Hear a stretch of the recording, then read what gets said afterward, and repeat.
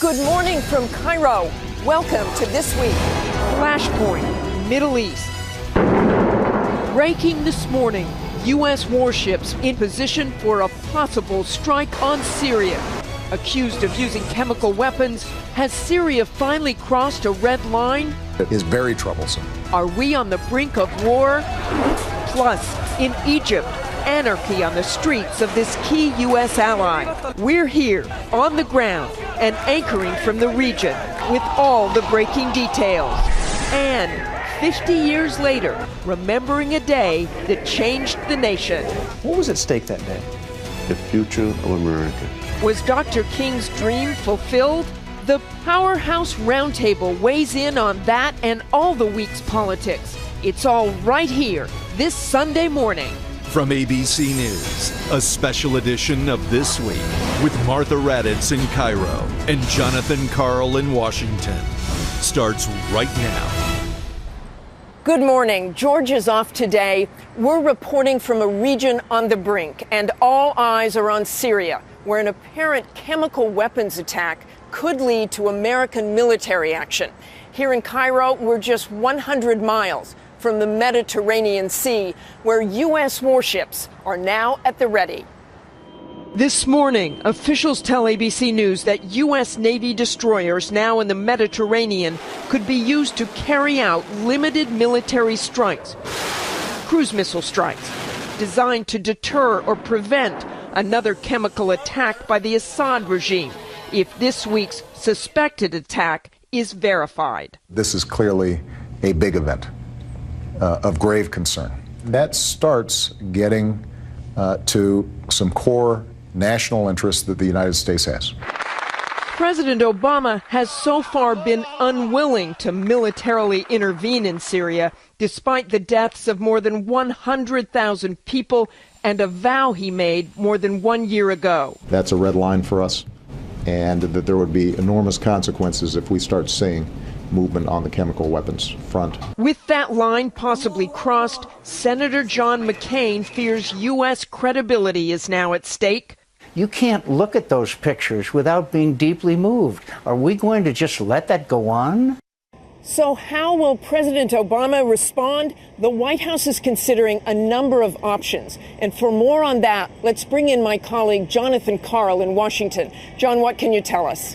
Martha, the president has ordered his national security team to draw up options for a possible military strike on Syria. One official tells me there is, quote, a strong suspicion that the Assad regime is responsible for what appears to be a large-scale chemical attack on civilians, including many children. The intelligence community is still gathering evidence, but the senior official tells me there are already strong indications implicating the Syrian government. The attack was on rebel-held territory and apparently done using rockets that the rebels do not possess. But there is a divide in the White House on how forcefully to respond, although an official tells me if there is a strike, it must be timely, done soon enough to prevent another chemical attack.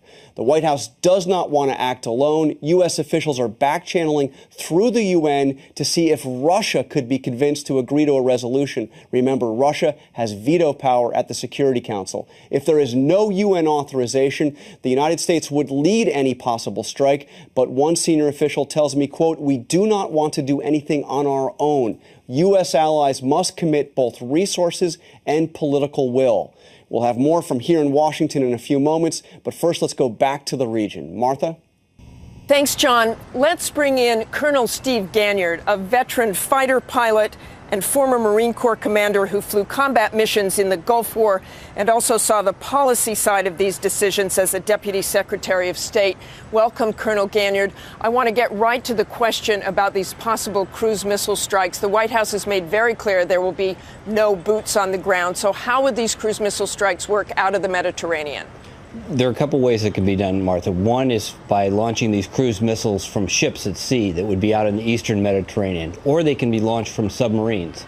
We got to remember what a cruise missile is. It's a long 20-foot sort of flying torpedo, and it has wings on it and a little jet engine that allows it to fly at very low altitudes over the sea. It can fly through mountain canyons, and it can hit with accuracies where you can pick third level window on the left.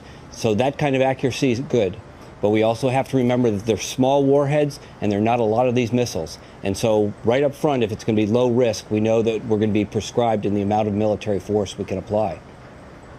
One of the things people we've talked to have said is there might be missions with fighter jets. I know you've gone on these kinds of missions before. This would be very different because the fighter jets would not actually enter Syrian airspace. How does that work and why wouldn't they?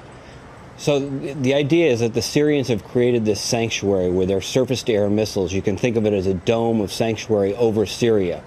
The president has said we want low risk, which really means that we want low risk to U.S. personnel. So he does not want U.S. aircraft flying into, penetrating that dome, that sanctuary that the Syrians have created.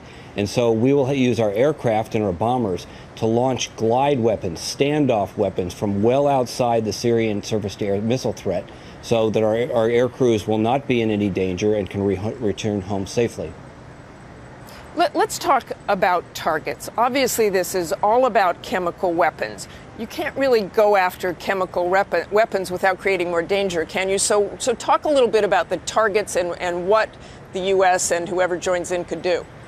That's exactly right. You would think chemical weapons, we would go in and destroy the chemical weapons with bombs. But chemical weapons can only be destroyed with very, very sensitive technology that incinerates them or chemically neutralizes them.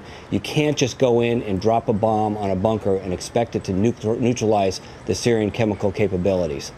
In the worst case there would be that you would bomb this bunker and you would throw chemical weapons all over the desert and perhaps throw these containers of sarin gas or nerve gas, some sort of agent that could be picked up by somebody and used in a terrorist attack. So highly unlikely that we will go after the sites themselves that contain these weapons, but we will probably attack things that allow them to employ these kinds of weapons, things like airfields, like command and control facilities, military headquarters, perhaps airplanes, airfields, those things that would allow the Syrian military to employ gas against its citizens. From what you've heard, does this seem like a symbolic attack, or could it actually really do some good?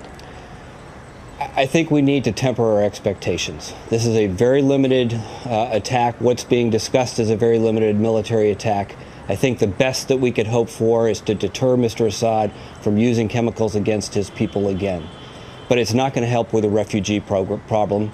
And worst case, it could lead to he would just shrug off the attack, and it would precipitate follow-on military attacks and perhaps drag us into a larger Middle East conflict, which is something that the White House seems quite keen to avoid. Thanks so much for joining us, Colonel Ganyard. Appreciate it. Thank you.